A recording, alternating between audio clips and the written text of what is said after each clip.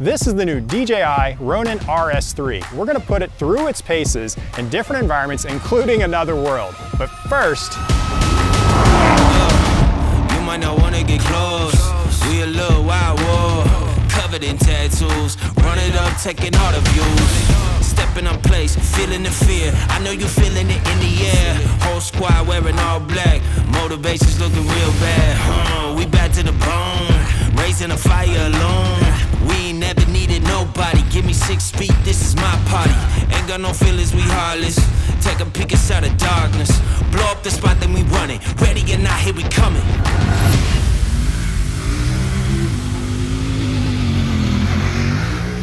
filming with the RS3 this past week has been a blast. We've had the opportunity to film at a lot of cool locations and test out a lot of its features. One of the things I want to point out right away is it is backwards compatible with RS2 accessories. Take this powered base, for example. If you want to mount this to a slider or a car mount, you're able to do that with this accessory. It's also compatible with the old Xbox and PlayStation controllers if you want to be able to move the camera around remotely.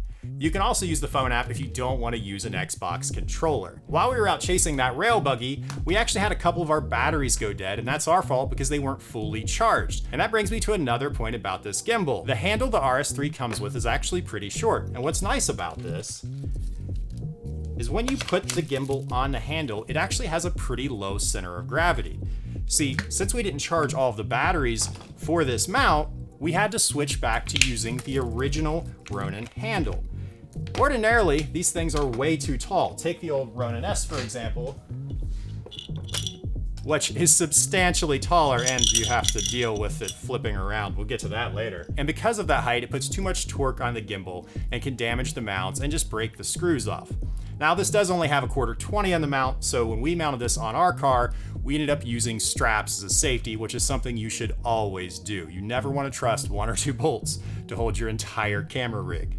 Overall, the RS3 performed really well being attached to the back of a car. We had it mounted on a bike rack, which does vibrate up and down a little bit, and we didn't even have a Z-axis stabilization arm. Usually when you're mounting on a car, you need Z-axis stabilization to take out some of those micro jitters and when you hit a pothole. Gimbals are great like this, but they aren't designed to do this. However, those arms are between $1,000 and $5,000, and we didn't have the budget for that. So instead, we put about 5 to 6% warp stabilizer on the footage, and that seemed to work pretty well. If you're on a budget, it's a pretty good way to go. And the bike rack actually worked really well. For the front of the car, we used our spider pod and some ratchet straps because I really don't trust those suction cups. So next we went off-roading on some side-by-side ATVs, and again, we did not have a Z-axis stabilization arm, and I didn't want to mount the gimbal to the buggies because we're slamming through trees and we are getting mud thrown on us and everything else. So I just used my arm. And honestly, if you're in a car, as long as you're strapped in and safe, it works quite well because you absorb a lot of that vertical motion and vibration. I was incredibly impressed at how well this thing held up at high speeds and even occasionally taking a branch to the face without it ever resetting or failing. I never had any errors with this whatsoever. One thing you'll want to do is go in and change your speed depending on the type of environment you're filming in. And in ATVs, we wanted to switch it over to fast, which is incredibly simple with this touchscreen. This allowed it to keep up with all of the action, including chasing that buggy in circles, and that was very dizzying. And speaking of dizzying, this also has several modes, including the 360 roll mode. You're able to get some pretty cool and dynamic shots with this, especially if you time it up with a moving subject. To test out some of the other features, we went to the Other World show, which was so gracious to let us come film there. That environment has so many cool and unique subjects, but it also has a lot of people. And one thing about this gimbal, it is relatively compact. Plus, if you just need to stop or you have a crowd of people, all you have to do is hit the power button and it locks. They're motorized locking switches. It's incredible. So if I'm in a crowd getting the shot and I need to stop, I just click this button, it locks, and I walk away. And then if I see another shot, click the button again, and we're filming. That is an awesome feature. Another thing that's cool about it is it comes with a focus motor, and you have a one-handed focus wheel. Being able to adjust focus on the fly without having to use 2 hands or getting out a lot of other equipment is pretty great. Plus it just works. If I unplug this, well, it doesn't do anything. But if I plug it back in, by the time my hand gets back on the gimbal, it's working again. You don't have to reset anything. There's very little to do. Another huge advantage to this locking system is changing out lenses. Changing out lenses in the past is one of those things that makes me not want to use a gimbal. You have to power the gimbal down and get it in a spot where it's easy to use. I can grab my lens of choice, and this is a heavy Irix Cine lens, so let's see how this works out. Pop off the other lens, lock this one on, and then I just balance it. You can adjust this little micro adjustment knob, which makes it a lot easier to get the right position. You lock it down and then set your other axes and get it exactly where it needs to be. And then you just do a quick calibration, which only takes about 30 seconds. Now this lens is a little extreme for this gimbal. It's something you'd probably want to use with the Pro, but it seems to hold it. It's making a little bit of noise every once in a while, but that's actually really, there it is. There's a little bit. Really surprising. So changing out lenses is much easier than any other gimbal. Now, don't get me wrong, it still takes you a couple minutes, but it's not that bad. And again, you're not like holding 6 things and trying to keep the gimbal straight with people walking by and swiping one of your lenses. You're not doing a lot of those things you would usually do. It's just a lot less awkward. And then you're ready to go start filming, or if you have a little ways to walk, you can just lock it down and this thing will not flail around when you get through the crowd. And speaking of lens changes, while this Cine lens is a bit extreme for this setup, we were actually able to put a 70 to 200 and get some pretty usable footage. You could do 200 millimeters and it looks pretty good. Now I noticed when I'm walking sideways with this gimbal at 200 millimeters, it's a little hard to keep it smooth, but you can still get shots. It just might take you a few takes. However, in that rail buggy earlier, I was able to do it in one take and chase them around the curve. I was aimed a little bit high, but the shot was there. I was able to pull it off with a 200 millimeter lens. Most gimbals would struggle with this. 200 millimeter dance on a gimbal. Oh, 15 millimeter. 15, that's cheating. That's cheating.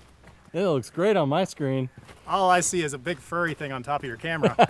It's so weird. So Cajun, as someone who doesn't usually use a gimbal and shoots more handheld, how did you feel about the RS3? You know, that's a really good question. I normally don't use a gimbal. I prefer to shoot more handheld. I just feel like I have more control. Honestly, this thing was so easy to use. It was so easy to balance.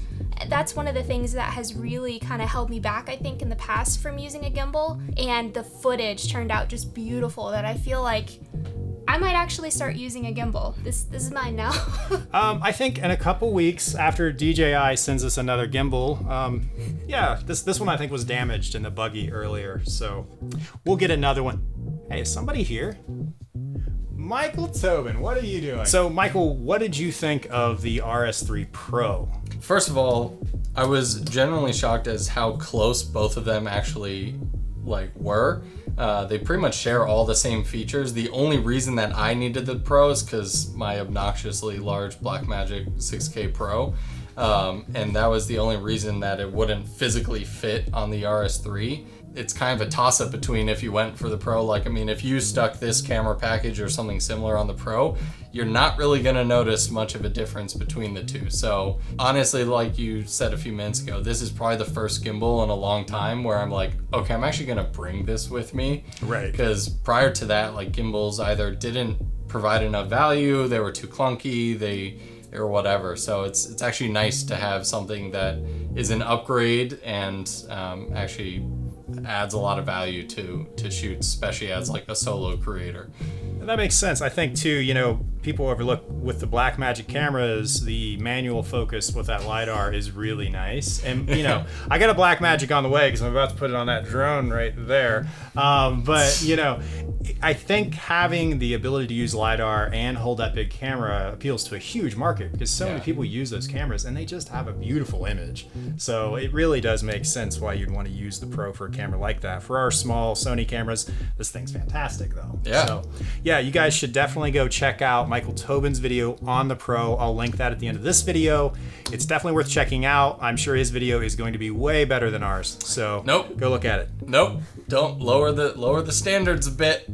Come on. All right, man. Good seeing you. We'll see you next time. Good seeing you as well. Lock your doors better. Yeah. Babe, we gotta turn that alarm back on. We have cameras, so at least we can see who's there. Of course we have cameras. This gimbal has been a blast to use, and like we said earlier, you should go check out Michael Tobin's video on the RS3 Pro. I'm sure it's going to be amazing, even despite what he said. So go check out that video next, and you guys should definitely subscribe to our channel for more content like this, and give this video a like. It definitely doesn't hurt. We'll see you in the next one.